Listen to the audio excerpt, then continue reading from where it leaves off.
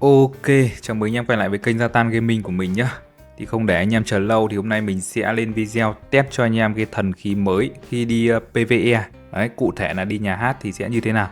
Ok anh em ơi, thì đây tại sao mình lại mang cái thần khí này đi đánh nhà hát để cho anh em cùng xem thì đầu tiên là anh em phải xem qua cái hiệu ứng của nó. Gọi là nó bút như thế nào ở trong nhà hát nhé anh em nhé. Đầu tiên là tăng 10% tấn công này, đấy là liên quan đến đam cuối cùng của anh em luôn nhá. Đấy, và đây các cái hiệu ứng này, đấy cứ cách 5 giây này, cứ đánh thường này, bla bla này, đấy nó sẽ tăng gọi là 1% nhá, sát thương cuối cùng anh em nhá. Đấy, tốc độ đánh này và tốc độ hồi phục năng lượng và sát thương bạo kích cuối cùng, đấy là 4 điểm liên quan đến gọi là cái lượng sát thương PVE cuối cùng của anh em. Đấy, hẳn 4 điểm luôn nha anh em nhé. Từ sát thương bạo kích cuối cùng này, tốc độ đánh này và tốc độ hồi phục năng lượng này. Lại còn thêm cả sát thương cuối cùng nữa. Nghĩa là cực kỳ kinh luôn anh em ạ. Đấy. Ok, thì bây giờ mình sẽ vào đánh luôn để cho anh em thấy cái sức mạnh của nó nhé. Thì đầu tiên thì mình vẫn đang sử dụng một cái bộ cũ trước đi để anh em xem là cái sức chênh lệch giữa thần khí mới và thần khí cũ sẽ là như thế nào. Ở đây mình đổi thay con pet khác ra đã. Ok, thì bây giờ sẽ bắt đầu đánh luôn nhá. Đây, mình đã bật tăng tốc sẵn rồi và chưa đánh trận nào này. Ok, bây giờ sẽ vào đánh. Đầu tiên thì vẫn là cái combo cũ. Đấy, con rồng xanh và đi cùng với cung nhá anh em nhá. Đấy.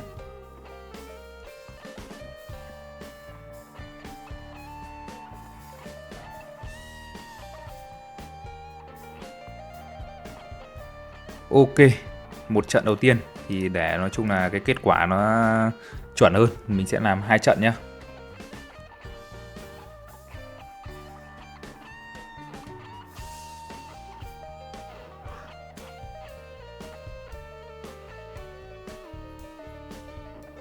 Ok, 122B.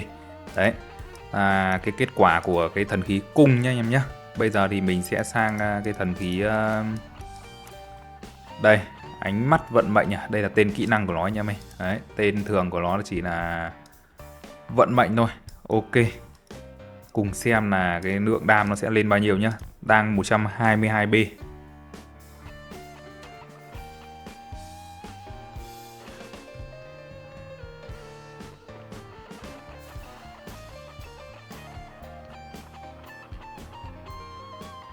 Ok anh em nhé.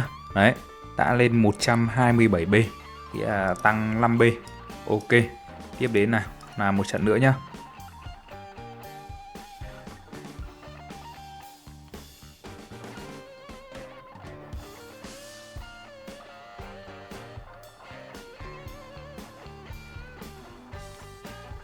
Ok, kết quả thì đã chênh thêm gọi là một chút nữa. Đấy, tầm gọi là 10% so với cùng nhá anh em nhé. Đấy, thì hình như là đây là có một chút nữa là yếu điểm là bạo kích của Suri đang có 82% thôi. Thế nên là đánh là nó hơi yếu anh em ạ. Đúng ra ấy, thì anh em là phải nên được bạo kích tầm 100% cơ. Đến từ đâu thì đến từ thông thần này, đến từ mấy cái chỉ số vớ vẩn của anh em ấy. Hoặc là mấy cái thủ hộ linh này kia, còn thêm một chút bạo kích nữa thì là phù hợp nhé. Để mình xem là Suri có một cái set nào mà liên quan đến bạo kích không. Đây, có một cái set thêm được 8% bạo kích thôi thì mình nghĩ là nó cũng không quá nhiều. Đấy, nghĩa là vẫn thiếu anh em ạ. Thường thì anh em có thể gọi là cái chỉ số liên kích bạo kích thì kiếm dễ thôi mà. Đi PvE chỉ cần 100% thôi. Đấy, nhưng mà ở đây thì lại không đủ mất rồi. Liên kích 99% và bạo kích 86%. Thế nên là cái lượng đam của cái này đã bị ảnh hưởng nhá anh em nhá. Chắc chắn bị ảnh hưởng rồi. Nếu mà 100% thì phải hơn cung gọi là khá khá đấy anh em ạ. Đấy, ở trong cái điều kiện gọi là thuận lợi nhất anh em ơi. Đấy, còn anh em bạo kích mà vượt quá gọi là 100% rồi đi PvE thì cũng chả ảnh hưởng gì đâu anh em ạ. Đấy, cái này thiếu thì tất nhiên là sẽ bị ảnh hưởng nhiều đấy. Ok, đây mình thử đánh lại một trận cho anh em xem nhé. Và mình sẽ test thêm vài cái thần khí ở gần gần đây để cho anh em thấy là những anh em server mới thì thường thì không có cái để tham chiếu mấy, thì mình sẽ test thêm mấy cái thần khí mà nó ra mắt gần đây để cho anh em xem là đi PvE nó như thế nào.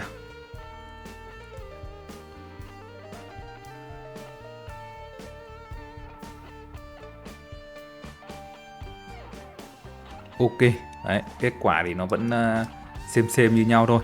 Đấy thì cái kiếm này nó sẽ hơn cái cung cái tầm 10% anh em nhé. Đấy 10% đam.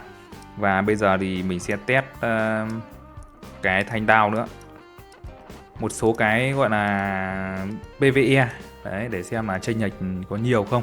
Test một số cái thôi nhá, không test được hết đâu.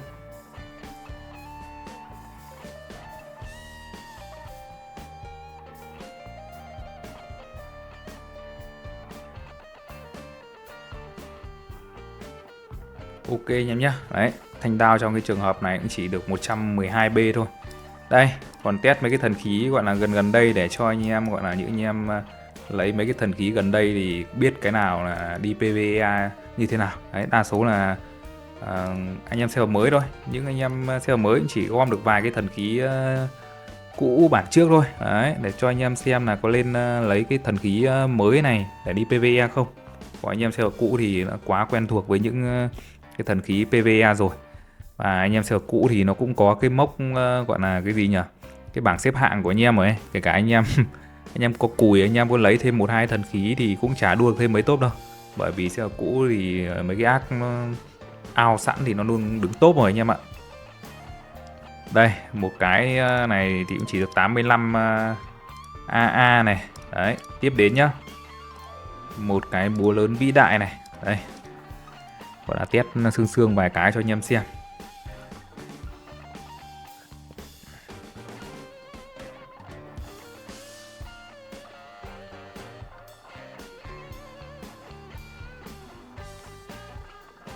Ok, một cái thì lên được 88 AA này.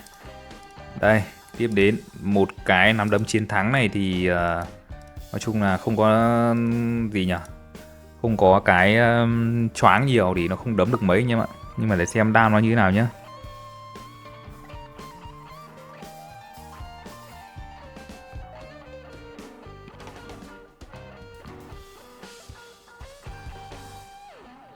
Ok, 83.000 đam, nói chung là hơi thấp. Đây, và một cái thần khí vạn kiếm quy chiều này nữa. Đấy, test cho anh em 4 cái thần khí gần đây nhất nhá. Súng gấu thì đi nhà hát à. Ok, tí cũng thử luôn súng gấu cho anh em xem là được bao nhiêu đam nhá.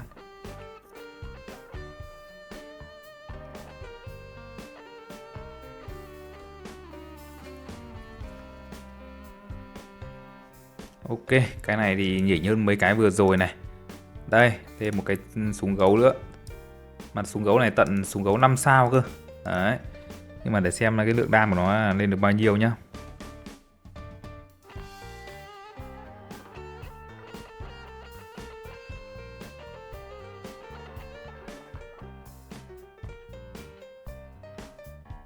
Ok, quá là thấp. Đấy, cái thần khí này không sinh ra để đi PvE anh em ạ. Nó sinh ra là để gọi là PvP thôi. Ok, đấy là những cái thần khí gần đây để cho những anh em gọi là server mới có thể tham khảo. Và thêm một cái thần khí gọi là free, anh em có thể quay được từ máy lấm nữa. Đấy, để xem là mấy cái thần khí kia và cái thần khí miễn phí này thì có chênh lệch nhiều không.